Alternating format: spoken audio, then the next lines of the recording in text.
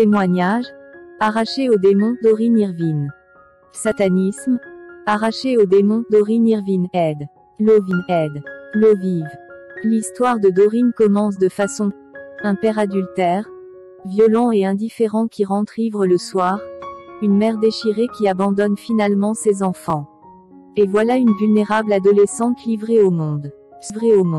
Ce cœur brisé et privé d'amour doit faire face à la vie sans instruction, ni éducation, ni aucune forme de repère.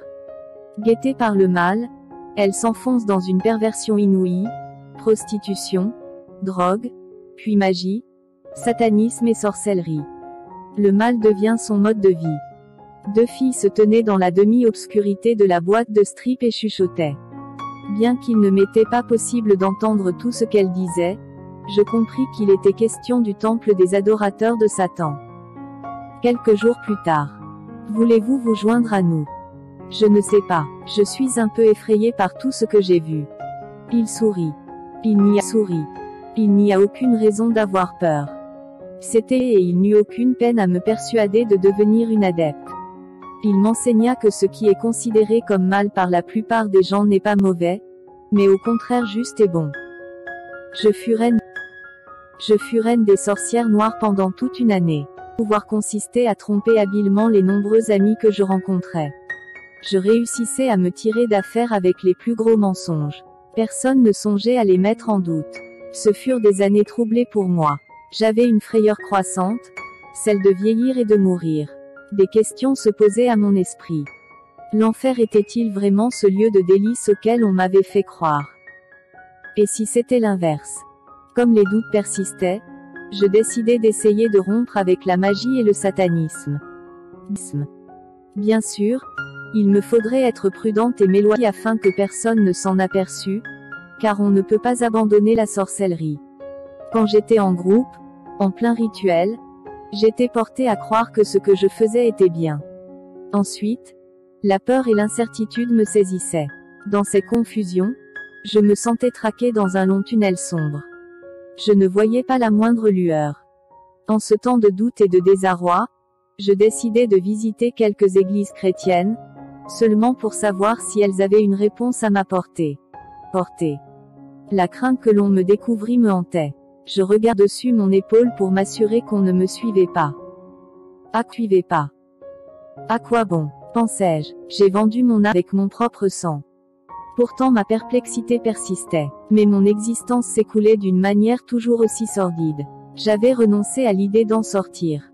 Il était inutile d'en sortir. Il n'y avait pas d'issue. Comme la lutte ne s'apaisait pas, je me persuadais qu'il était préférable de ne plus aller à l'église. Peut-être, en effet, étais-je folle et n'y avait-il aucun secours à attendre, ni des chrétiens, ni de personne. J'étais sur le point de renoncer. La Bible dit, « Cherchez et vous trouverez. Frappez et l'on vous ouvrira. » Dans mon abattement retentirent à mes oreilles, plus clairement que jamais, ces mots. « Jésus, tu t'aimes. Il faut que je sois libéré. Je veux vivre pour Jésus, s'il m'aime tant. » Il me parlait. Dans les ténèbres, la confusion, l'Esprit Saint se frayait un passage, m'encourageant à chercher encore, jusqu'à ce que je trouve. Un dimanche matin, je décidai une nouvelle tentative et résolus de me rendre dans une église pour prier.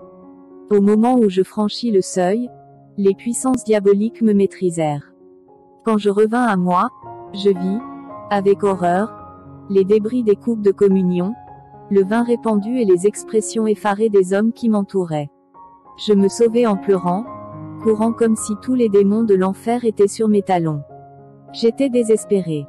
Il vaut mieux en finir, il vaut mieux mourir, me soufflait Lucifer. Sa voix railleuse me poursuivait dans ma course. Comme un animal pourchassé, j'atteignis un petit pont. Je sautai par-dessus le parapluie quand un homme m'attrapa et me tira. « Qu'est-ce que vous faites, idiote ?» Je m'arrachai à lui et me remis à courir, ne sachant que faire. À l'aveuglette, une cabine téléphonique, en sanglots et toute tremblante. Lorsque je fus un peu calmé, j'aperçus au numéro de téléphone du pasteur Stanley J.E.B.B. Je le lus une seconde fois. Avant même d'avoir réfléchi, j'étais en train de lui parler. Je ne sais ce que je lui dis, car j'étais dans un état épouvantable. Venez à l'église, me répondit-il. Il me donna le nom et l'adresse. Sa voix était chaude et pleine de bonté. Le ministère d'exorcisme est puissant. Ma vie avait été une porte ouverte à la possession démoniaque. Chapitre 16. Le doigt de Dieu. Le pasteur Arthur Neal arriva le lendemain après-midi, accompagné de monsieur J.E.B.B. Je les vis franchir le portail de la cour et s'avancer vers la porte. Soudain, une voix s'adressa à moi. N'ouvre pas, n'ai rien à faire avec eux. Je compris que les puissances démoniaques l'étaient plus que moi. Je savais que monsieur Neal était l'homme qui pouvait m'aider. Malgré ma peur, ouvris-je la porte aux deux visiteurs. Je ne connaissais pas monsieur Neal.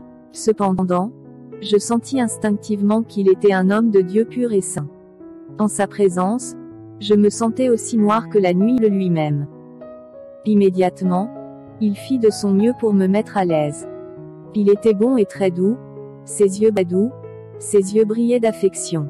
Je dus détourner mes regards. Quelque chose au-dedans de moi se rebellait contre lui, mais cela moi. Les voix que vous entendez ont-elles des noms? Des noms. Non. S'agit-il d'esprits impurs? Je fus consciente de la présence de mauvais esprits en moi. Il possédait tout mon corps. L'esprit démoniaque cendre, mais seulement de moi. Ne lui dis rien, absolument rien. Je connaissais les démons. Ne les avais-je pas appelés très souvent à mon aide dans les rites que j'opérais comme sorcière et sataniste? Pour la première fois, je sus que ces démons étaient en moi, et non pas au dehors. Ce fut une foudroyante révélation. Mais je ne parlais de rien, ni de magie, ni de satanisme, ni de rien d'autre. Ce n'était pas nécessaire, car monsieur Neal savait que j'étais possédée, même s'il ignorait tout de ma vie. Il pointa son doigt vers moi, non vers ma personne, mais vers les démons en moi. Dans un langage étrange que les démons comprenaient, au nom de Jésus de sortir de moi. J'étais assise sur ma chaise, terrifiée. Les démons l'étaient encore plus. Monsieur Neal posa les mains sur ma tête, comme Denis Clark l'avait fait la veille. Je n'essayais pas de l'attaquer. J'étais pleinement consciente de ce qui se passait. Je savais sans l'ombre d'un doute que le royaume des ténèbres au-dedans de moi était vraiment ébranlé. Plus tard, monsieur Neal m'expliqua qu'il avait autorité que le Seigneur lui avait donnée pour traiter avec les démons. Les deux pasteurs s'en allèrent au bout d'une heure, plus libres. J'avais la conviction que tout irait bien. Mais monsieur Neal savait qu'il venait d'entreprendre à mon égard un long et profond ministère, et que ce n'était que le commencement. Il avait raison. Si je me sentis mieux après ma première rencontre avec, cela ne dura pas longtemps. Je passai une nuit horrible. Aux petites heures du matin, je me réveillais en proie à la plus affreuse angoisse. J'étais entourée de puissances diaboliques. J'entendais leurs voix, mais cette fois, elles firent connaître leur nom. On aurait dit qu'on me mettait en pièces avec un couteau. Me roulant d'un côté à l'autre, en proie au tourment, j'entendis. N'ai rien à faire avec Neal. Je suis doute et incrédulité. Je ne te quitterai pas. Ensuite, beaucoup d'autres voix crièrent ensemble. Moi non plus. Cela reprit, toujours plus fort. Je transpirais, mes draps étaient trempés de sueur et mon corps déchiré par les démons. J'entendis encore une voix. Je suis luxure. Je ne partirai pas. Il y a des années que je suis ici. Je suis mensonge, disait une autre. Je ne partirai pas non plus. Je suis magie noire, s'exclama un démon, très puissant. Je suis orgueil, dit un autre. Je ne partirai pas. Moi non plus. Ils parlaient les uns après les autres. Je crus que je devenais folle. Je ne l'étais pas, mais, si ces démons n'étaient pas chassés, je le deviendrais. Je me demandais où se trouvait Jésus, où mes yeux ne percevaient aucun rayon. Les ténèbres de l'enfer semblaient descendre sur moi. Lorsque je me levai, j'entendis une voix. Téléphone au pasteur de l'église baptiste. Dis-lui de ne pas venir. J'attendais le pasteur JEBB, qui devait prendre de mes nouvelles. Je téléphonais comme la voix me l'avait dit. Ce fut sa femme qui répondit. Il était déjà en route. J'attendis, fumant une cigarette après l'autre. Mon agitation intérieure m'empêchait de m'asseoir. À 11 heures, on frappa à la porte. C'était le pasteur. Il fut aussi aimable que d'habitude. Ne désespérez pas, me dit-il. Je vais prendre tout de suite contact avec Monsieur Neal. J'avais peur. En fait, ce n'était pas moi, c'étaient les démons qui étaient effrayés.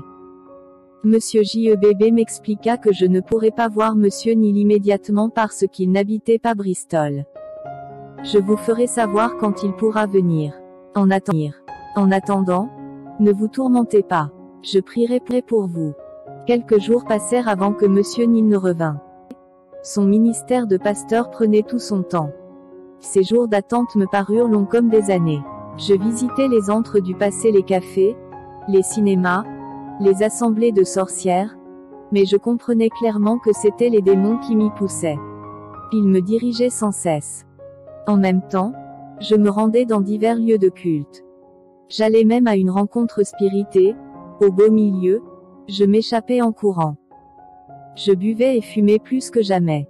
Parfois, je ne me souvenais de rien de ce que j'avais fait, ni où j'étais allé au cours de mes vagabondages.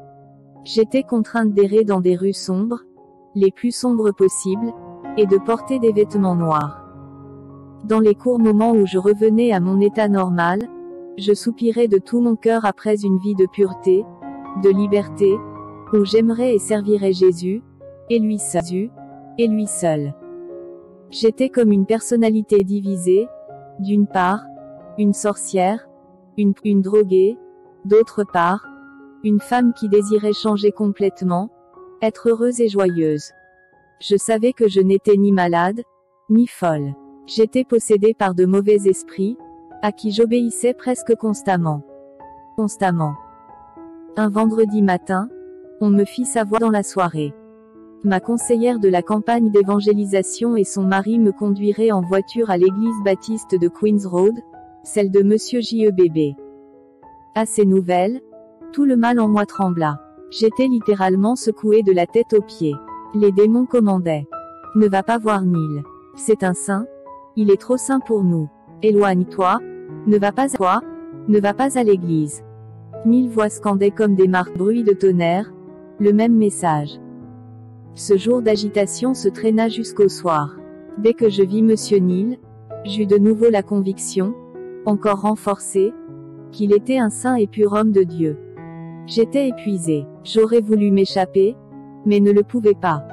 Il sourit et me mit instantanément à l'aise. Cependant, au bout de peu de temps, je ne pus supporter son regard, ses yeux me transperçaient jusqu'au fond de l'âme. Je sentais son calme et son pouvoir. Tout cela était troublant. Cet homme en sait plus sur mon compte que je ne pourrais lui en révéler. Il savait pertinemment ce qui n'allait pas. Il me demanda de lui répéter les noms que j'avais entendus. Je fis de mon mieux pour tout lui dire. Alors que je parlais, mes pensées m'étaient comme enlevées. J'étais retenue par lui, il le comprit parfaitement. Puis il parla dans l'autre langue, en pointant son doigt d'un geste plein d'autorité. Je ne me souviens pas de la suite, car les démons s'emparèrent de moi. Ce ne fut que plus tard, quand je fus libérée de tous les esprits, que Monsieur Neal me raconta exactement ce qui s'était passé ce soir-là. Voici ce qu'il me dit. À la suite d'un interrogatoire serré, 6 démons se révélèrent. Ils s'exprimèrent par mes lèvres selon leur nature individuelle. Le chef était le démon doute et incrédulité, extrêmement obstiné et violent. 2 chrétiens durent me tenir fermement tandis que Monsieur Neal le chassait.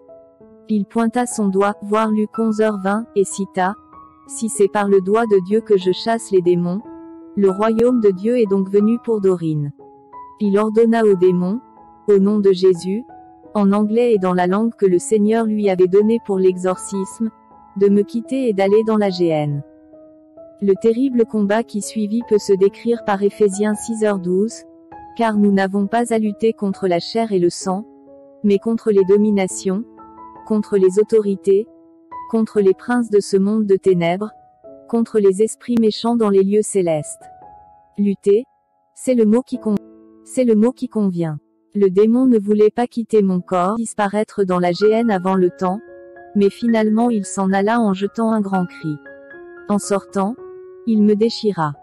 L'exorcisme se prolongea pendant 3 ou 4 heures, pendant lesquelles le démon tromperie et les esprits impurs luxure, mensonges, orgueil et sorcellerie furent envoyés à leur tour dans la géhenne. Le démon sorcellerie était très agité et bizarre, il s'exprimait par des plaintes prolongées et chantonnait sur un ton charmeur. Connaissez-vous la magicienne d'Andorre? Il a essayé de m'envoûter, me dit Monsieur Neal, mais je lui ai résisté avec l'autorité du nom de Jésus-Christ, et il a aussi été jeté dans la géhenne. L'esprit, non, pas là, je dois avoir le corps de la jeune femme. Je ne veux pas le quitter. J'ai besoin d'un corps, pas là-bas, non, pas dans la géhenne. Tu n'auras pas son corps, ni aucun autre, lui répondit Monsieur Neal. Je t'ordonne, au nom de Jésus-Christ, de le quitter et d'aller maintenant dans la géhenne. Il le fit, en poussant de terribles cris et gémissements et en disant: Oui, oui, non. Oui, oui, je m'en vais. Morte. Quand je repris connaissance, je ne savais rien de ce qui s'était passé. Je n'étais conscient que d'une chose, j'étais libre de ces démons. Ils avaient été chassés pour toujours. Je priais et remerciais le Seigneur Jésus de sa délivrance. J'étais très fatigué. Ma gorge, mes côtes et mes bras étaient meurtris. Mais les 6 démons étaient loin. Il pria encore pour moi et rentra chez lui. Je me sentais heureuse et libérée. C'était merveilleux. Cette nuit-là, je dormis comme un petit enfant. C'était mon meilleur sommeil depuis des années. Mais peu après, de nouveaux démons se réveillaient. Uns se nommèrent, d'autres pas. J'étais profondément désespérée. J'avais cru être entièrement délivrée, mais ce n'était pas vrai. Cela me troublait. Monsieur Neal ne fut nullement surpris. Il savait qu'il n'avait chassé qu'une petite partie des démons. C'était un début. Ceux qui restaient s'en iraient comme les premiers, et dans le même lieu. Tout ne pouvait se faire à la fois, du moins dans mon cas. Le ministère d'exorcisme est puissant, profond et épuisant. Malheureusement, ma vie avait été une porte ouverte à la possession démoniaque. Il faudrait encore du temps avant que je ne fusse complètement libre, avant que tous les démons ne m'eussent quitté. Non pas qu'il fût impossible à Jésus-Christ de les chasser tous en une fois. Il aurait pu le faire, mais, comme je l'ai dit, ses voies sont insondables. Sans aucun doute, il avait un but particulier. Il fallait que fût démontré aux ministres de l'Évangile et à d'autres chrétiens la réalité des états de possession. Je crois aussi que Monsieur Neal avait à enseigner à certaines personnes la manière de chasser les mauvais esprits. Et moi-même, j'avais à apprendre beaucoup de choses. Un vrai travail s'accomplissait dans mon propre cœur. Chapitre 17. Jésus est vainqueur. Du temps, j'en avais à revendre, tandis que Monsieur Neal en manquait.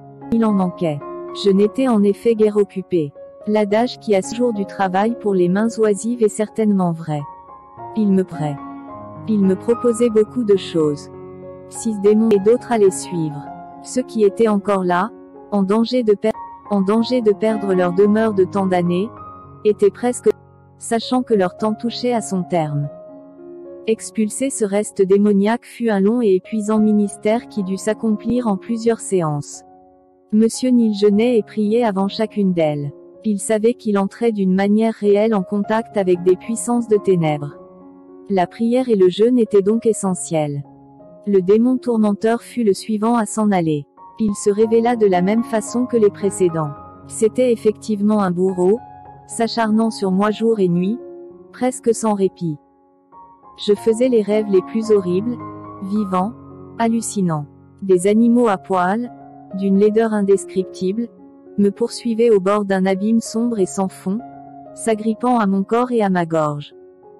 Quand je me réveillais, j'en portais des marques visibles.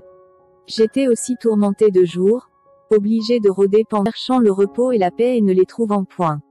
Après avoir vagabondé sans savoir où, je rentrais chez moi à bout de force pour redevenir la proie de cauchemars encore pires qu'avant. J'avais de nouveaux rendez-vous avec Monsieur Neal. Mais alors, même qui fut l'objet de tourments. Prends un couteau et tue Neal. m'ordonna-t-il. Obéissante, je mis un couteau dans mon sac. Tu, commandait-il. Dès que j'eus franchi le seuil de l'église, il se déchaîna. J'appris alors quelque chose sur les démons. Que lorsque je le regardais moi-même, ce n'était que par mes yeux qu'il leur était possible d'observer ces mouvements. Le fait qu'ils devaient compter sur moi prouve bien qu'ils étaient limités. Tourmenteur renouvela son ordre de ce qui se passa jusqu'au moment où il partit. Il paraît que je brandissais un immense couteau afin de... Il réussit à me l'arracher à temps. Mes forces étaient décuplées et des chrétiens vigoureux eurent du mal à me retenir. De longs échanges de paroles eurent lieu entre Monsieur Neal et le démon, qui ne voulait pas partir et résistait de tout son pouvoir. Après une lutte d'1 heure, Tourmenteur s'en alla dans la cri.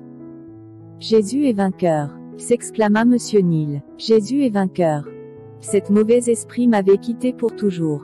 Je me reposai un instant avant que d'autres fussent expulsés. Alors qu'ils se faisaient connaître, donnant leur nom, leur activité et la durée de la possession, ils furent chassés, non sans avoir livré un combat acharné, tous remplis de haine à l'égard de Monsieur Neal et ayant horreur de la géhenne. Ils savaient que, s'il y était jeté, c'en serait fait d'eux. Pas avant le temps, plaidait-il. Mais Monsieur Neal tenait ferme, pour qu'ils allassent tout là où ni homme, ni bête.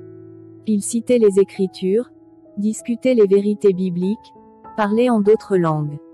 Au cours de la bataille, certains affirmèrent qu'il possédait mon corps depuis 15 ans, quelques-uns même davantage. Un esprit impur déclara. Je ne la quitte pas. Voilà des années que je suis ici. Ce n'est pas maintenant que je parle. Solliciteur était encore un esprit impur. Monsieur Neal expliqua que ce démon était entré en moi quand j'avais 15 ans, alors que je commençais à me livrer à la prostitution dans les rues de Paddington. Il essaya même de provoquer les pasteurs présents. Après de longues palabres, il partit pour la géhenne en criant, accompagné de tentateurs ténébreux. Celui-là et ses œuvres à la hauteur de son nom. Il parada, cherchant à attirer et subjuguer les pasteurs. Mais lui aussi fut chassé au nom tout-puissant de Jésus. D'autres esprits impurs, comme séducteurs, corrupteurs et homosexuels, furent chassés à leur tour. Homosexuel, me dit Monsieur Neal, se révélait d'une manière étonnante. Dans sa conversation, il parlait d'une voix raffirante de la mienne. Au cours de l'exorcisme, Monsieur Neal mentionna Marie-Madeleine, de qui cette démon était sortie. L'esprit s'écria avec emportement. Ne me parlez pas de Marie-Madeleine. C'est une traîtresse. Ne m'en parlez pas. Monsieur Neal invoqua aussi le calvaire, où Satan et tous les démons ont été vaincus par Christ. Ne me parlez pas du calvaire. J'y étais. J'ai tout vu. J'y étais il y a très longtemps, bien avant d'entrer dans ce corps. Ne me parlez pas du calvaire, répétait-il. Malgré toutes ces protestations, il dut se rendre dans la géhenne avant le temps. Jésus est vainqueur, disait sans cesse Monsieur Neal.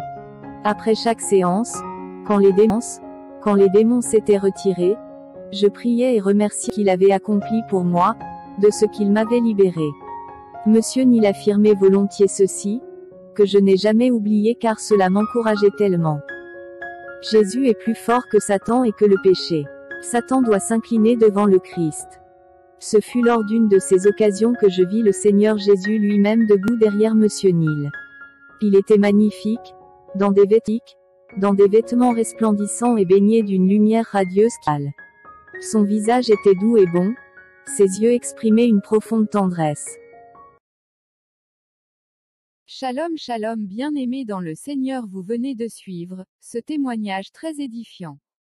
Abonnez-vous à la chaîne YouTube, activez la cloche de notification, likez la vidéo. Partagez la vidéo. Pour tous les bien-aimés qui ont des messages, des révélations, des témoignages de bien vouloir me contacter, mon numéro se trouve dans la description. Soyez bénis, Amen.